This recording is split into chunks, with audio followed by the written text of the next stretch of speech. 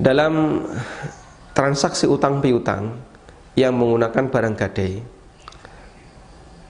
ketika pihak yang berutang tidak bisa membayar, maka objek gadai tidak otomatis pindah hak milik. Aturan seperti ini adalah aturan yang terjadi di zaman jahiliyah. Dan sempat dulu para sahabat, ada sebagian sahabat yang mau melakukan seperti itu. Sahabat A ngutangi sahabat B. Nah, ketika sahabat B ini tidak bisa bayar, sahabat A, beliau langsung mengatakan, kalau begitu ini milik saya. Kemudian dilarang oleh Nabi SAW. Karena itulah adanya barang gadai, sementara pihak yang berutang tidak bisa bayar, tidak otomatis barang itu langsung pindah hak milik menjadi milik pembeli. Sehingga ketika dia nggak bisa bayar, barang itu tetap jadi milik pembeli. Terus bagaimana solusi untuk penyelesaian utangnya? Solusinya adalah barang ini dijual ke pihak yang ketiga. Siapa yang menjualnya? Yang menjualnya pemilik. Siapa pemiliknya? Orang yang utang.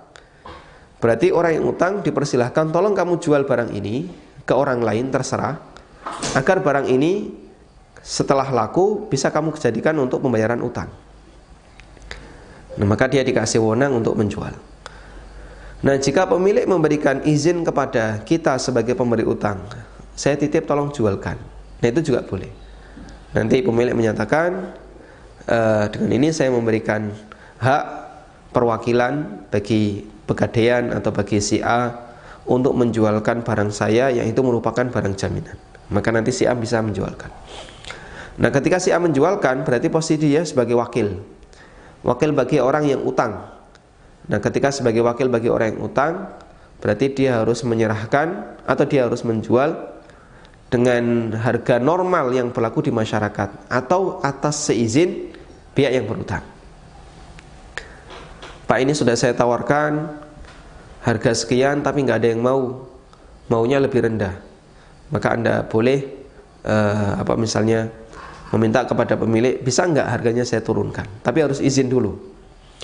Nah, kalau dia mengizinkan, silahkan. Nah, kemudian bagaimana kalau terjadi deadlock? Pemilik tidak mau bayar utang dan dia nggak punya apapun, sementara dia nggak mau menjual barangnya. Pihak pegadaian juga nggak bisa menjual secara sepihak. Deadlock ya. Dia mau jual tapi nggak bisa karena pemilik tidak mengizinkan. Sementara dia tagih utangnya, ternyata dia nggak mau bayar. Baik, pemerintah punya hak dalam hal ini untuk melerai sengketanya. Dengan cara apa? Pemerintah berhak untuk memaksa pemilik agar menjual barang itu. Jika ternyata pemilik tetap nggak mau menjualnya, maka pemerintah punya hak paksa. Nah, di saat itulah pemerintah mengambil alih untuk menjual barang itu dalam rangka menjaga hak orang yang memberi utang. Baik. Pembahasan ini tidak berhubungan dengan masalah riba ya. Saya hanya menjelaskan tentang bagaimana penyelesaian barang gadai. Sehingga kalau misalnya utangnya 1 juta, ya wajib balik 1 juta, tidak boleh lebih dari itu. Dan nanti ketika barang terjual, maka hasilnya dipakai untuk menutupi nilai utang, tidak boleh ada kelebihan dari 1 juta. Nah, yang jadi masalah itu begini, biasanya barang yang dijual oleh pihak pegadaian itu dijual dengan harga yang murah. Misalnya utang 1 juta, tentu objek gadainya di atas 1 juta, objek gadai 2 juta. Dijual oleh pihak pegadaian, ini utangnya 1 juta, sudah dicicil, tinggal 500. Akhirnya dijual oleh pihak pegadaian. Pokoknya yang penting cepat laku, biar nanti utangnya nutup. Sehingga misalnya dari 1 juta kena bunga jadi 1.200.000, dicicil 500, berarti kurang 700. Akhirnya dijual, pokoknya barang ini jual saja 1 juta. Padahal normalnya 2 juta. Nah, ketika dijual 1 juta, kita beli, berarti kita dolim di situ. Kenapa disebut dolim? Orang ini menjual barang milik orang lain dengan cara yang jauh di bawah harga standar, tanpa izin dari pemilik, dan itu membuat pemilik rugi. Dan kejadian realnya seperti itu. Itulah yang membuat kita Kenapa lelang resmi di Pegadaian atau di perbankan itu tidak kita rekomendasikan?